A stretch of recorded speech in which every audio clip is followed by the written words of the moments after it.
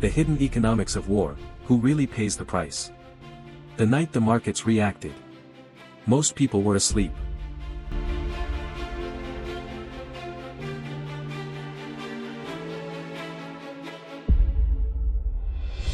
No sirens in New York. No panic in London. No breaking news alerts loud enough to wake the world. And yet, billions of dollars were already moving. Because somewhere, far from the financial capitals, a geopolitical tension had just escalated. And in today's world, that's all it takes. In the first minutes following the news, oil prices surged sharply. Energy markets, known for their sensitivity to geopolitical risk, reacted almost instantly. Traders anticipated supply disruptions, even before any real shortage occurred. Within hours, crude oil jumped between 5% and 10%. That single movement alone represented tens of billions of dollars in market value.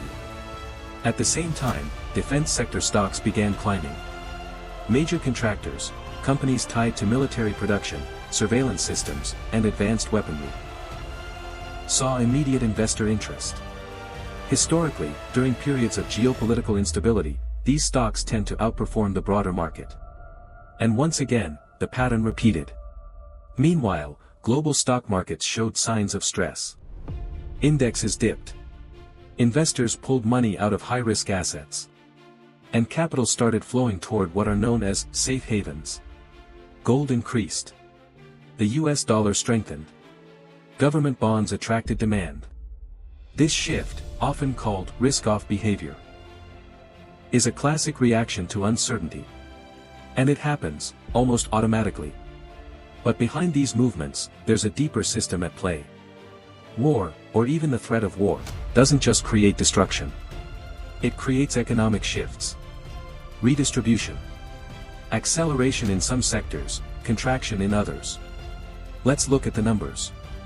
The United States spends over. In regions directly affected by conflict or sanctions, the economic consequences are immediate.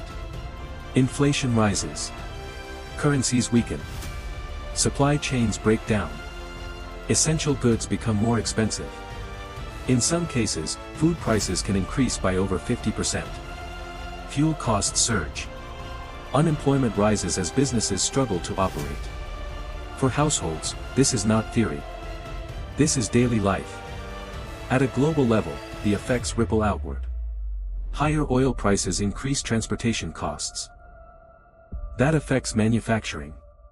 That affects retail. That affects consumers. Inflation spreads across borders. Even countries far from the conflict begin to feel the pressure.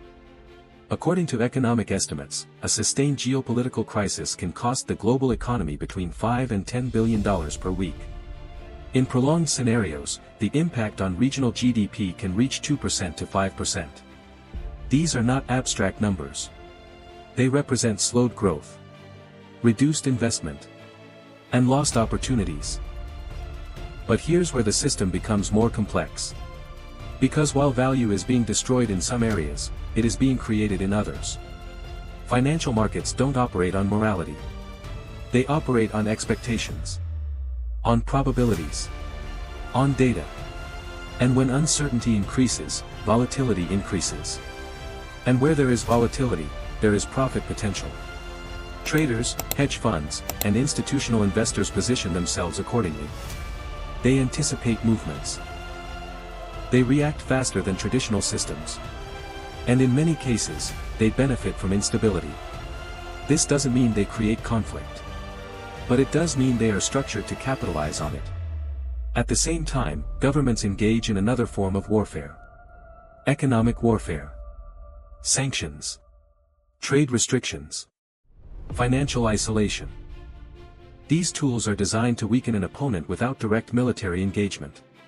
But they also carry global consequences. They disrupt trade flows. They alter energy markets.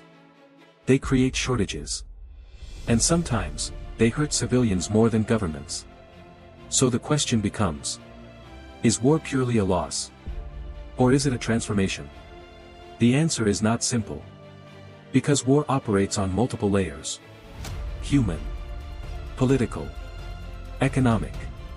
On the human level, the cost is undeniable. Lives are lost. Communities are displaced. Uncertainty becomes the norm. On the economic level, the picture is different. Money doesn't disappear. It moves. It shifts from one sector to another. From one region to another. From one group to another. At the end of a single week of heightened tension, analysts estimate that over $100 billion can be redistributed across global markets. Not created. Redistributed. That includes gains in energy sectors, growth in defense industries, losses in emerging markets, shifts in currency valuations, changes in investment flows. And most of this happens quietly. Without headlines. Without attention. Without people fully understanding what's taking place. Because the reality is, war today is not only fought with weapons. It is fought with capital. With data. With influence. It is fought in trading rooms. In policy decisions. In economic strategies designed months, sometimes years, in advance. And while the world focuses on visible conflict, there is an invisible layer operating underneath. A system where every escalation has a price. Every decision has a financial consequence. And every crisis creates winners and losers. In the end, war is not just destruction. It is a mechanism. A process that reshapes economies, redistributes wealth, and redefines power. And the most unsettling part, it happens at the same time. In the same moment. Some people are running from danger. Others are analyzing charts. Some are losing everything. Others are gaining more than ever before. And they are all connected by the same event. Because in today's world, the battlefield is not only physical, it is economic. And while explosions may start the story, money decides how it ends. If you enjoyed this video and want more deep insights on money, geopolitics, and the hidden forces shaping our world, take a second to like this video. It really helps more than you think. And don't forget to subscribe and turn on notifications, so you never miss the next breakdown. Thank you.